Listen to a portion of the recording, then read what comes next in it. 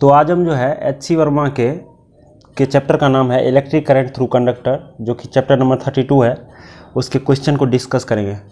तो देखिए पहला क्वेश्चन नंबर मैं देखता हूँ। पहला क्वेश्चन है, कह रहा है the amount of charge passed in the time T through the cross section of a wire is. किसी वायर के क्रॉस सेक्शन से चार्ज क्यू पास कर रहा है और वो क्यू चार्ज टाइम का फंक्शन है, यानी कि टाइम के साथ चेंज कर रहा है। तो उसका जो टाइम के साथ इक्वेशन है वो है AT² plus BT plus C इतना के बराबर है। तो हमसे पूछ रहा है, इसके पार्ट ए में पूछ रहा है, इस क्वेश्चन के पार्ट ए में कि A, B और C का डायमेंशन बताओ। क्या बताओ? इसका डायमेंशन बताओ। तो बताइए Q बराबर क्या है? AT² plus BT plus C। तो देखिए Q किस चीज़ को जोड़ करके प्राप्त किया जा सकता है? Q को ही जोड़ के प्राप्त किया जा सकता है। तो ये भी क्या होगा? ये भी चार्ज होगा, ये भी Q होगा। इसका डायमेंशन क्या होगा? Q होगा, यानी कि IT होगा। और इसका भी डायमेंशन क्या होना चाहिए? IT होना चाहिए, चार्ज के बराबर। और इसका भी डायमेंशन क्या होना चाहिए? IT होना चाहिए। I क्या है यहाँ पर? करंट।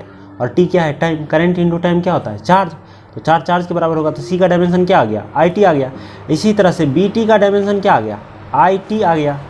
BT का डायमेंशन IT के बराबर आ गया। तो B का डायमेंशन क्या आ गया? T से T कैंसिल। B का डायमेंशन I आ गया, एम्पियर के बराबर है। इसी तरह से AT² का डायमेंशन कितना के बराबर होना चाहिए? IT के बराबर होना चाहिए। तो एक T से एक T कैंसिल हो गया। तो A का डायमेंशन क्या हो गया? I/T, यानी कि एम्पियर अपॉन टाइम। तो ठीक है, इस तरह से जो है हम तीनों का डायमेंशन निकाल लिए। रुक देखिए, अब इसके क्वेश्चन नंबर B में क्या कर रहा है? इसके पार्ट B में कर रहा है कि if the numerical values of A, B, C are 5, 3 and 1। A का वैल्यू दिया हुआ है 5, B का वैल्यू दिया हुआ है 3 और C का वैल्यू दिया हुआ है 1। और हमको बताना क्या है? I at T बराबर 5, T बराबर 5 सेकेंड पर करंट का वैल्यू क्या है ये बताना है। ठीक है, ये बताना है। तो अब देखिए, सबसे पहली बात, करंट क्या होता है? dQ/dt। तो D और Q कितना दिया हुआ है हमको? Q दिया हुआ है AT² plus BT plus C। इसका डिफ्रेंशिएशन करना है टाइम के रिस्पेक्ट में। तो इसको जब आप डिफ्रेंशिएट कीजिएगा तो ये क्या हो जाएगा? इसको ऐसे सेपरेट कर सकते हैं, DT²/dt plus B times DT/dt और फिर प्लस DC/dt। तो देखिए कांस्टेंट जो है टाइम के साथ चेंज ही नहीं कर रहा है, तो इसका रेट ऑफ चेंज क्या होगा? 0, यानी कि इसीलिए कांस्टेंट का डिफरेंशिएशन 0 होता है। और DT/dt क्या होता है? 1 होता है। तो ये B आ गया। और T² का डिफरेंशिएशन क्या होगा टाइम के रेस्पेक्ट में? 2T होगा। तो ये कितना आ गया? 2AT plus B। तो यानी कि आपका करंट का वैल्यू क्या आ गया? 2AT plus B। ये किसी टाइम T पर करंट का वैल्यू है। तो टाइम अगर इसको मैं T को 5 रख दूँ तो ये क्या हो जाएगा? करंट का वैल्यू होगा 10A प्लस B। अब देखिए A का वैल्यू कितना दिया हुआ है? 5, तो ये 50 हो जाएगा 5 रखूँगा तो। और B का वैल्यू दिया हुआ है 3, तो ये जुड़ के कितना हो गया? 53 हो गया। यानी कि टाइम 5 सेकेंड पर, T बराबर 5 सेकेंड पर करंट का वैल्यू कितना होगा? 53 एम्पियर होगा। ठीक है, अब देखिए, अभी इसके हम दूसरे सवाल को देखते हैं। दूसरा सवाल क्या है? An electron gun emits. एक इलेक्ट्रॉन गन है, एक इलेक्ट्रॉन गन है, मान लीजिए ये गन है। तो ये क्या इमिट कर रहा है? ये इलेक्ट्रॉन इमिट कर रहा है। भाई इलेक्ट्रॉन गन है तो इलेक्ट्रॉन इमिट करेगा। तो ये जो है प्रत्येक सेकेंड में मान लीजिए n इलेक्ट्रॉन इमिट कर रहा है। तो वो n का वैल्यू कितना दिया हुआ है? वो n का वैल्यू दिया हुआ है 2 × 10⁻16। इतना इलेक्ट्रॉन ये गन प्रत्येक सेकेंड इमिट कर रहा है इसमें से। तो पूछ रहा है what electric current does this correspond to. तो ये इलेक्ट्रॉन गन के कारण जो है कितना इलेक्ट्रिक करंट प्रत्येक सेकेंड यहाँ से पास कर रहा है? यहाँ से इसके जहाँ से निकल रहा है इलेक्ट्रॉन वहाँ से। तो बताइए करंट होता क्या है? करंट होता है charge passing per unit time. प्रत्येक सेकंड कितना चार्ज पास कर रहा है? तो प्रत्येक सेकंड इतना इलेक्ट्रॉन पास कर रहा है। तो इतना इलेक्ट्रॉन पर कितना चार्ज है, वही तो है प्रत्येक सेकंड पास करने वाला चार्ज। तो वही के बराबर होगा, वो करंट के बराबर होगा। तो देखिए, अगर मैं बोलूँ कि यहाँ से I करंट पास कर रहा है, कितना I, तो I बराबर होगा NE। प्रत्येक सेकंड NE चार्ज पास कर रहा है ना, N नंबर ऑफ इलेक्ट्रॉन, और प्रत्येक इलेक्ट्रॉन का चार्ज कितना? NE। तो करंट कितना पास कर रहा है? NE I बराबर NE, इतना के बराबर आंसर आएगा। N का वैल्यू इतना रखेंगे और ई का वैल्यू रखेंगे 1.6 इंटू 10⁻⁻19 कूलम। जब इसको रखेंगे तो इतना एम्पियर आ जाएगा। ठीक है,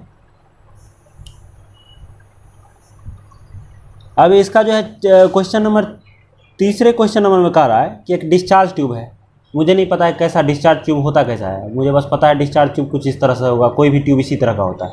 तो इसका ये क्रॉस सेक्शन है, तो कह रहा है इसमें से कि इसके क्रॉस सेक्शन से प्रत्येक सेकंड कितना करंट कितना पास कर रहा है, 2 माइक्रो एम्पियर है करंट पास कर रहा है इस डिस्चार्ज ट्यूब से।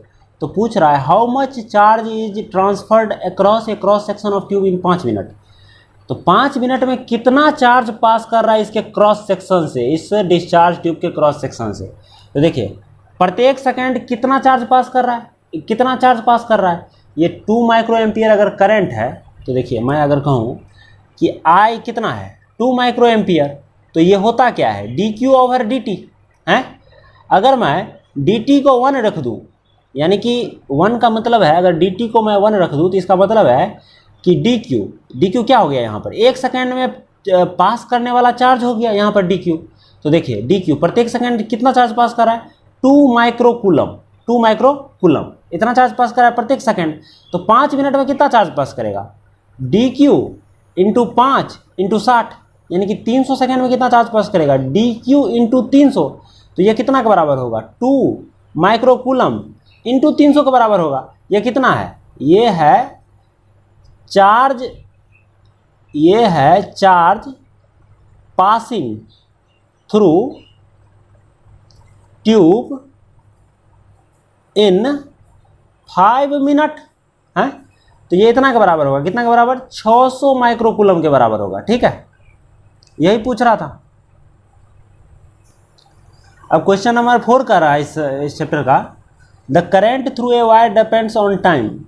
किसी वायर से करंट पास कर रहा है और वो करंट टाइम के साथ चेंज हो रहा है, तो वो टाइम के साथ किस प्रकार चेंज हो रहा है उसका इक्वेशन दिया हुआ है। I अगर किसी टाइम t पर पास करने वाला करंट है तो वो बराबर है I0 प्लस अल्फा टी के बराबर। ठीक है, ये दिया हुआ है वेयर I0 बराबर, और I0 का भी वैल्यू उसने कितना दे रखा है 10 एम्पियर, और फिर अल्फा का भी वैल्यू कितना दे दिया है 4 एम्पियर पर सेकेंड। ठीक है, अब पूछ रहा है find the charge crossed through a section of the wire in 10 second. तो पूछ रहा है 10 सेकेंड में उस वायर के क्रॉस सेक्शन से कितना चार्ज पास करेगा, ये पूछ रहा है। तो सबसे पहले देखिए मैं पहला इक्वेशन को क्या लिख सकता हूँ, I को मैं लिख सकता हूँ dq/dt, ये I के बराबर होगा, और I कितना के बराबर है I0 प्लस अल्फा टी। तो dt टाइम में कितना चार्ज, अगर dt टाइम में उसके क्रॉस सेक्शन से अगर dq चार्ज पास कर रहा है तो वो dq/dt इतना के बराबर है। तो देखिए तो dq कितना के बराबर होगा, dq बराबर होगा I0 plus alpha times t into dt के बराबर होगा। ठीक है, तो हम यहाँ से अगर मैं दोनों तरफ से ये dt कितना होता है, ये एकदम शॉर्ट टाइम ऑफ इंटरवल होता है, मतलब बहुत छोटा इंटरवल का बात करते हैं, तो उस छोटा इंटरवल में बहुत ही छोटा मात्रा में चार्ज पास करेगा, तो इसीलिए उस छोटा मात्रा को dq से रिप्रेजेंट कर रहे हैं। अब टाइम का फंक्शन है इसीलिए हमको इंटीग्रेट ही करना पड़ेगा, कोई दूसरा तरीका नहीं है। तो अब मैं दोनों तरफ क्या कर सकता हूँ, इंटीग्रेट कर सकता हूँ। तो dq मान के चलिए 0 से t टाइम में, इसको भी मैं 0 से t तक इंटीग्रेट करता हूँ, लेकिन t का वैल्यू कितना पूछ रहा है, यहाँ पर दे रखा है 10 सेकेंड, तो यहाँ से 10 सेकेंड, तो मैं मान लेता हूँ 0 से 10 सेकेंड में कितना चार्ज पास कर रहा है, q चार्ज पास कर गया। इंटीग्रेट करके उस dq को मैंने जोड़ा तो q के बराबर आ गया, तो कितना के बराबर होगा I0 dt plus alpha T dt। 0 से 10 सेकेंड तक मैं इंटीग्रेट करूँगा इसको, तो q के बराबर मैं क्या लिख सकता हूँ, q को मैं कितना के बराबर लिख सकता हूँ I0 टाइम्स t, और t का लिमिट कहाँ है 0 से 10 तक, plus alpha t²/2। t dt का इंटीग्रेशन क्या होगा t²/2, अल्फा t²/2 0 से 10 सेकेंड तक। तो मैं इसको क्या लिख सकता हूँ 10 I0 लिख सकता हूँ, प्लस अल्फा टाइम्स 100/2, 100 में से 0 जाएगा तो 100/2 हो जाएगा, यानी कि 10 times I0 plus 50 times alpha. अब मैं यहाँ से अगर इस I0 और अल्फा का वैल्यू रख दूँ तो Q मिल जाएगा। ठीक है, अब देखिए क्वेश्चन नंबर 5 को मैं पढ़ता हूँ। इसमें कह रहा है a current of 1 ampere exist in a copper wire of cross section area. इसमें कह रहा है कि एक कॉपर वायर है, ये कॉपर वायर है, ठीक है। कॉपर वायर है और कह रहा है इसमें से 1 ampere exist in a copper wire. इस वायर से कितना करंट पास कर रहा है? 1 एम्पियर पास कर रहा है, ठीक है। इसका ये क्रॉस सेक्शन एरिया है, क्या है? Cross section area. और इसका क्रॉस सेक्शन एरिया कितना के बराबर है? ये क्रॉस सेक्शन एरिया है 1 मिलीमीटर स्क्वायर, ठीक है। और पूछ रहा है एज्यूमिंग 1 फ्री इलेक्ट्रॉन पर एटम, एज्यूमिंग 1 फ्री इलेक्ट्रॉन पर atom, calculate the drift speed of the free electron in the wire. Drift speed of the free electron in the wire, the density of the copper is 9000 kg पर metre cube. 9। तो इस सवाल में पूछ रहा है हमको आई का वैल्यू दे दिया हुआ है, एरिया ऑफ क्रॉस सेक्शन दे दिया हुआ है, और ये बता रखा है कि ये जो कॉपर है ये बहुत सारे कॉपर के एटम से बना हुआ होगा ये वायर। तो प्रत्येक एटम जो है कॉपर का वो 1 इलेक्ट्रॉन देता है, इस वायर को फ्री इलेक्ट्रॉन देता है, ठीक है। तो देखिए सबसे पहली बात, आई बराबर क्या होता है? N E A V D. यहाँ पर वी डी क्या है? Drift speed. तो ये ड्रिफ्ट स्पीड हमको निकालना है। ए दे दिया है, ई तो हमको पता है ई का वैल्यू, एन का वैल्यू निकालना है। एन क्या होता है? Number of electron per unit value, पर unit volume of the wire, ठीक है। और ई क्या होता है? Electronic charge 1.6 × 10⁻⁻19 coulomb. तो एन का अगर वैल्यू हम निकाल लें, ए दिया हुआ है, एन का वैल्यू अगर हम निकाल लें तो वी डी आ जाएगा। क्योंकि देखिए वी डी बराबर क्या होगा यहाँ पर? आई अपॉन एन ई ए का वैल्यू एसआई यूनिट में कितना के बराबर होगा? 1 mm² दिया हुआ है, तो एसआई यूनिट में 10⁻⁻16 मीटर स्क्वायर होगा। तो यहाँ पर आई का वैल्यू कितना रखेंगे?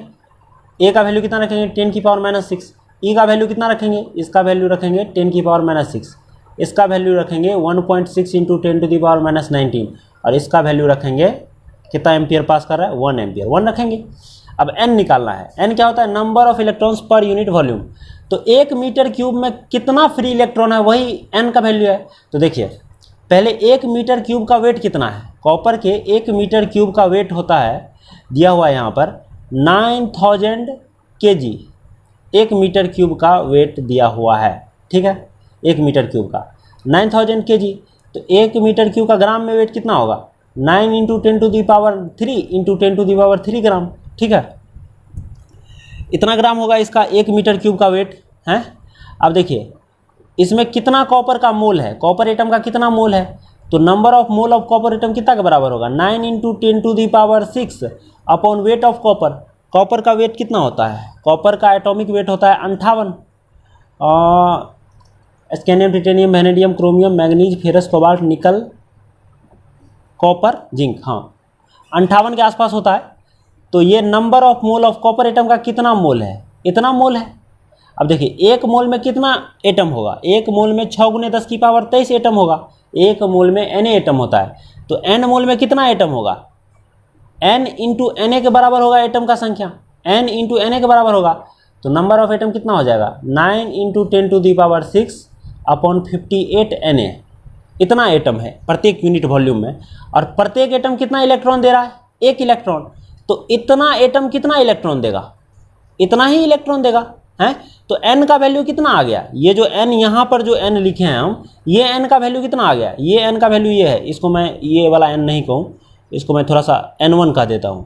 तो ये n1 Na है। ये कितना के बराबर होगा? n के बराबर होगा, यानी कि नंबर ऑफ इलेक्ट्रॉन पर यूनिट वॉल्यूम के। तो वो कितना के बराबर आ गया? 10⁻6 Na अपॉन 58। तो मैं अब इसमें देखिए 3 चीज़ तो रख चुका हूँ। अगर मैं इस चौथा चीज़ को भी इसमें रख दूँ तो क्या आ जाएगा? Vd आ जाएगा। तो सवाल बन जाएगा। अब देखिए क्वेश्चन नंबर 6 को हम पढ़ते हैं। इसमें कह रहा है एक वायर है जिसका लेंथ 1 मीटर है और उसका रेडियस 0.1 mm है, has a resistance of 100 ohm. Then find the resistivity of the material. एक वायर है, ये वायर है मान लीजिए, इसका लेंथ कितना है? इसका लेंथ दिया हुआ है आपको 1 मीटर, ठीक है। लेंथ 1 मीटर दिया हुआ है और इसका जो क्रॉस सेक्शन एरिया होगा तो इसका रेडियस कितना दिया हुआ है? 0.1 mm दिया हुआ है, ठीक है। क्रॉस सेक्शन एरिया कितना दिया हुआ है? 0.1 mm। और इस वायर का रेसिस्टेंस कितना है? 100 ओम के बराबर है, ठीक है। ये 6 नंबर सवाल है ना, हाँ 100 ओम के बराबर। तो हमको निकालना क्या है? रो रेसिस्टिविटी निकालना है, ये निकालना है हमको। तो देखिए R बराबर क्या होता है? रो L/A। एल का वैल्यू कितना दिया हुआ है 1 मीटर है। अब देखिए ए कितना के बराबर होगा, एरिया ऑफ क्रॉस सेक्शन होता है ये पाई आर स्क्वायर के बराबर होगा, लेकिन ये किस यूनिट में होना चाहिए, एसआई यूनिट में, यानी कि मीटर स्क्वायर में होना चाहिए। तो आर का वैल्यू आपको किस में रखना पड़ेगा, मीटर में, और आर का वैल्यू 0.1 mm दिया हुआ है। तो इसको अगर मैं मीटर में बदलूँ तो इतना गुने 10⁻³ मीटर के बराबर होगा, यानी कि ये कितना के बराबर होगा 0.1 mm, 10⁻⁴ मीटर के बराबर होगा। तो मैं यहाँ पर आर के जगह पर क्या लिख सकता हूँ, इतना, तो ये कितना, इतना मीटर स्क्वायर हो गया। तो इसका भी वैल्यू रख दिया आप। अब देखिए रो बराबर क्या होगा RA/L, तो ए का वैल्यू ये रखिए, आर का वैल्यू कितना रखिएगा 100, और एल का वैल्यू कितना रखिएगा 1, और आंसर आ जाएगा इस तरह से। अब देखिए क्वेश्चन नंबर 7 मैं देखता हूँ, क्वेश्चन नंबर 7 मैं देखता हूँ। क्वेश्चन नंबर 7 में कह रहा है a uniform wire of resistance 100 ohm is melted and recast in a wire of length double than that of original, तो what would be the resistance of the wire. देखिए एक वायर है, इसमें कह रहा है एक वायर है जिसका रेसिस्टेंस दिया हुआ है 100 ओम। अब इसको क्या किया, पिघला दिया, इसको कोई आदमी पिघला करके और एक नया वायर बनाया, ठीक है, नया वायर बनाया। तो इसका अगर लेंथ उसने एल, पहले से अगर इसका लंबाई एल था इस वायर का, तो इस वायर का लंबाई उसने क्या कर दिया, मेल्ट करके जो नया वायर बनाया उसका लंबाई डबल हो गया, यानी कि 2L हो गया। तो अब इसका रेसिस्टेंस पूछ रहा है इस नया वायर का। तो एक बात बताइए कि अगर मैं इसके क्रॉस सेक्शन एरिया को A मान लूँ, तो इस वायर में जो वॉल्यूम है, मटेरियल है, उस मटेरियल का वॉल्यूम कितना होगा, LA के बराबर होगा। तो देखिए हीट करने से मटेरियल का वॉल्यूम थोड़ी चेंज होगा, फिर ठंडा हो गया तो वॉल्यूम उतना ही हो गया। तो कितना के बराबर, अगर मैं इसका क्रॉस सेक्शन एरिया मैं मान लेता हूँ A1, तो इसका वॉल्यूम कितना होगा 2L × A1। तो ये दोनों वॉल्यूम बराबर होना चाहिए ना, क्योंकि हीट करने से वॉल्यूम थोड़ी चेंज होता है। तो अगर मैं इसको काट दूं तो इससे हमको क्या प्राप्त हुआ, इससे हमको प्राप्त हो गया A/2, यानी कि नया एरिया जो है, इस नए वायर का जो एरिया है वो A/2 है, ठीक है। तो देखिए इस पुराने वाले वायर का रेसिस्टेंस, अगर रेसिस्टिविटी रो था तो इसका भी रो होगा, क्योंकि रेसिस्टिविटी तो जो है मटेरियल पे डिपेंड करता है, तो रेसिस्टिविटी तो चेंज नहीं होगा।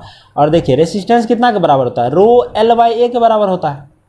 तो इसका रेसिस्टेंस कितना के बराबर होगा, रो × 2L/A/2 के बराबर होगा। R1 अगर मैं इसके रेसिस्टेंस को कह दूँ तो रो × 2L/A/2 के बराबर होगा। तो इसको जब हल कीजिएगा तो ये कितना के बराबर आ जाएगा, 4 टाइम्स रो L/A, और रो L/A क्या है, R है। तो यानी कि ये जो नया रेसिस्टेंस है R1, ये 4R के बराबर हो गया, 4R के बराबर हो गया। और R का वैल्यू 100 था, तो R1 का वैल्यू कितना हो जाएगा 400 ओम। तो 400 ओम क्या हो गया, उत्तर हो गया इसका। अब देखिए हम क्वेश्चन नंबर 8 को देखते हैं। इस क्वेश्चन में कह रहा है कि consider a wire of length 4 metre, question number 8 है।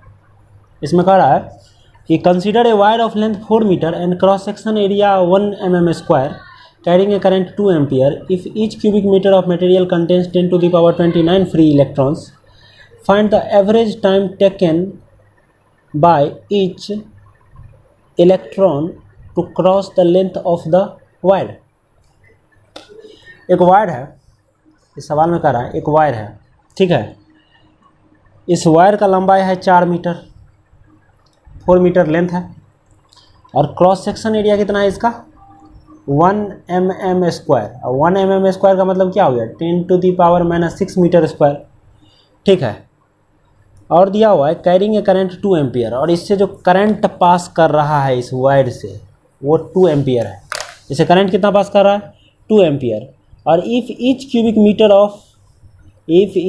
Metre of material contains 10⁻29 free electrons, मतलब number of electrons per unit volume कितना है मटेरियल में, फ्री इलेक्ट्रॉन्स 10⁻29, ठीक है, ये है।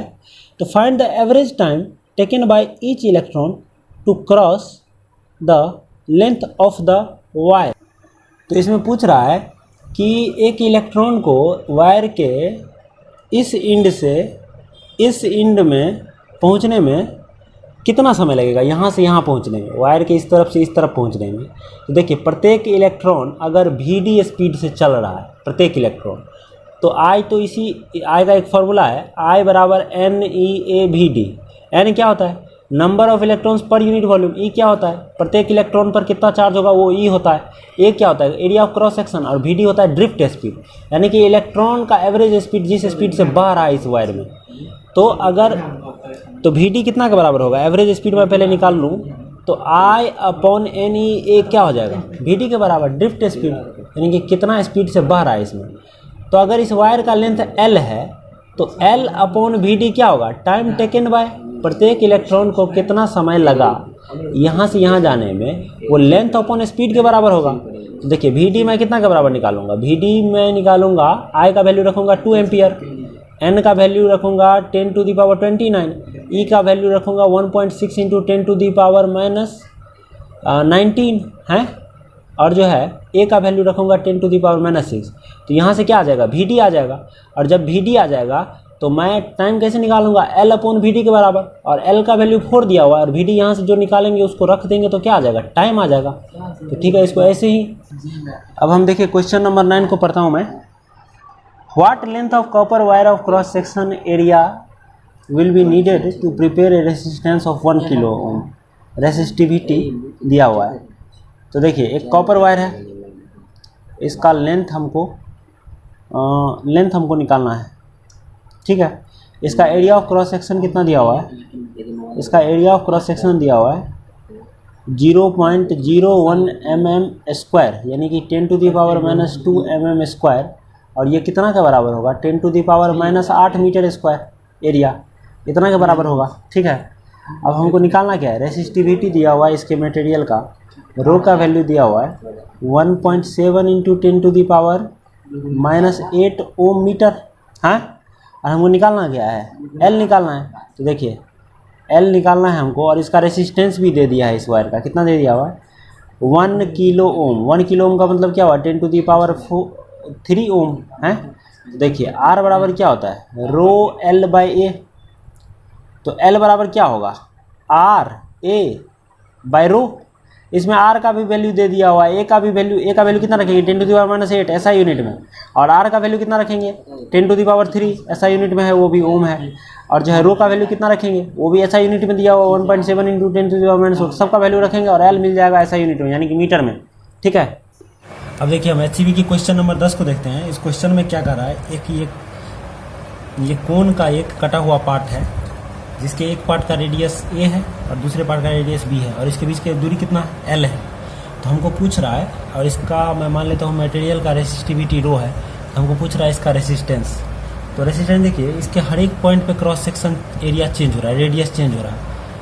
तो मुझे इसको इंटीग्रेट करके निकालना पड़ेगा। कहीं x पे जाऊँगा और वहाँ पर dx का एक एलिमेंट लूँगा और उसका रेसिस्टेंस निकालूंगा dr, और ऐसा बहुत सारा dx का एलिमेंट सबका यहाँ पर जाऊंगा, dx का लूँगा, फिर उसका रेसिस्टेंस निकालूंगा, फिर यहाँ पर जाऊंगा उसका निकालूंगा, और फिर सबका जोड़ूंगा, तो जाकर रेसिस्टेंस निकलेगा इसका।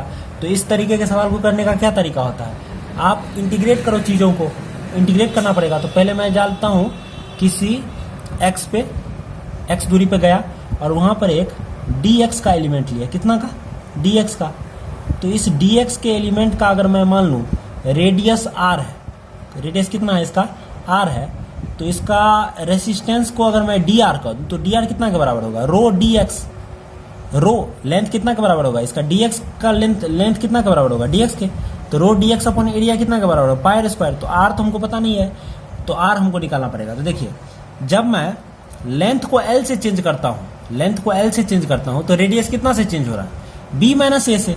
जब मैं लेंथ को L से चेंज कर रहा हूँ तो चेंज इन रेडियस कितना है? b minus a। तो जब मैं लेंथ को 1 यूनिट चेंज करूंगा तो रेडियस कितना से चेंज होगा? b minus a upon L से। तो जब मैं लेंथ को x से चेंज करूंगा तो रेडियस कितना से चेंज होगा? b minus a upon L into x, इतना से रेडियस चेंज होगा। तो रेडियस चेंज इतना से होगा, तो इसका मतलब ये dx वाला जो स्ट्रिप लिया हूं मैं, dx का जो ये यहाँ पर क्या होगा? एक डिस्क होगा, इस डिस्क का रेडियस कितना होगा? चेंज तो इतना से हुआ, तो यहाँ पर a था तो a में इतना जोड़ना पड़ेगा तो आ जाएगा रेडियस। तो r बराबर होगा x मतलब a plus b minus a upon L into x के बराबर। तो देखिए dr कितना के बराबर हो जाएगा इस हिसाब से? इस हिसाब से डी आर बराबर होगा rho D X upon pi into A plus B minus A upon L into X का होल स्क्वायर, इतना का बराबर होगा।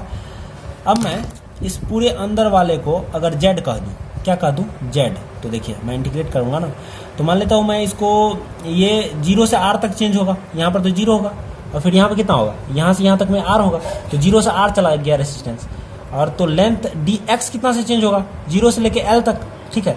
यहाँ पर 0, x का वैल्यू कितना होगा, यहाँ पर 0, और x ऐसे बढ़ रहा है ना, यहाँ से यहाँ गए तो x, तो यहाँ से यहाँ जाएंगे तो यहाँ तक जा सकते हैं ज़्यादा से ज़्यादा, तो वो l से चेंज होगा, तो 0 से l, तो मैं इसको z कर रहा हूँ, z कितना का बराबर होगा, a plus B minus A upon L into X, ठीक है। तो D Z over D X कितना का बराबर आ गया, a plus 0 plus B minus A के बराबर आ गया, B minus A upon L के बराबर आ गया, ठीक है, B minus A upon L के बराबर आ गया। तो जो है अब आप यहाँ से क्या कह सकते हैं, यहाँ से आप कह सकते हैं कि L upon B minus A into D Z बराबर होगा डी एक्स के, ठीक है, डी एक्स के बराबर होगा। तो मैं अब इस वहाँ पर इंटीग्रेट किया, उस तरफ तो R हो गया डी आर। अब देखिए यहाँ से क्या था, यहाँ पर ऊपर में क्या था, देखिए डी, मैं उसको फिर से लिखता हूँ, 0 से R तक था डी आर, 0 से R तक था डी आर, और ये 0 से L तक था, ये था rho D X upon pi R square, और r का वैल्यू क्या था, a plus B minus A upon L into X का होल स्क्वायर, इतना के बराबर था। तो मैं इसको क्या कर रहा था, मैं इस अंदर वाले को z कर दिया था, हैं, और dx का वैल्यू आ गया था आपको, dx का वैल्यू कितना आया था, dx का वैल्यू आया था l upon B minus A into Z, l upon B minus A into Z, इतना के बराबर आया था। तो मैं इस तरफ इंटीग्रेट करूँगा तो क्या हो जाएगा, r हो जाएगा, इस तरफ इंटीग्रेट करने के बाद r हो जाएगा, और इस तरफ अब तो है ये इतना के बराबर होगा, तो ये अब तो z में हो जाएगा, ये लिमिट चेंज हो गया, x क्या हो जाएगा, अब x dx को मैं क्या लिखूंगा, देखिए rho upon pi Z square, इसको तो मैं z लिख दिया तो जेड स्क्वायर हो गया। अब dx को मैं लिखूंगा l upon B minus A into D Z. तो अब पहले x में था ये चीज, लेकिन अब किस में है, z में है, तो यहाँ पर लिमिट किसका है, 0 से l किस चीज का वैल्यू है, x का, लेकिन अब यहाँ पे किसका वैल्यू रखना पड़ेगा, z का वैल्यू रखना पड़ेगा ना, तो z का वैल्यू रखना पड़ेगा, और z है क्या, z बराबर है a plus B minus A upon L into X. तो जब x 0 है उस समय z का वैल्यू क्या होगा, यहाँ पर 0 रखना पड़ेगा x को, तो a के बराबर आ जाएगा, और जब x l है तो इसका z का वैल्यू क्या हो जाएगा, उस समय b हो जाएगा, तो यहाँ पर क्या आएगा, b आएगा, तो यहाँ पर क्या हो जाएगा, r बराबर होगा rho l upon pi b minus A, rho l upon pi b minus A D Z over Z square a से b, ये हो जाएगा। तो देखिए, तो जब आप इसको इंटीग्रेट कीजिएगा तो ये क्या हो जाएगा, 1 अपॉन जेड और माइनस 1 अपॉन जेड होगा, और a से b होगा, तो ये कितना का बराबर आ जाएगा, rho l upon pi into B minus A minus 1 upon B plus 1 upon A, कितना का बराबर आ जाएगा, r।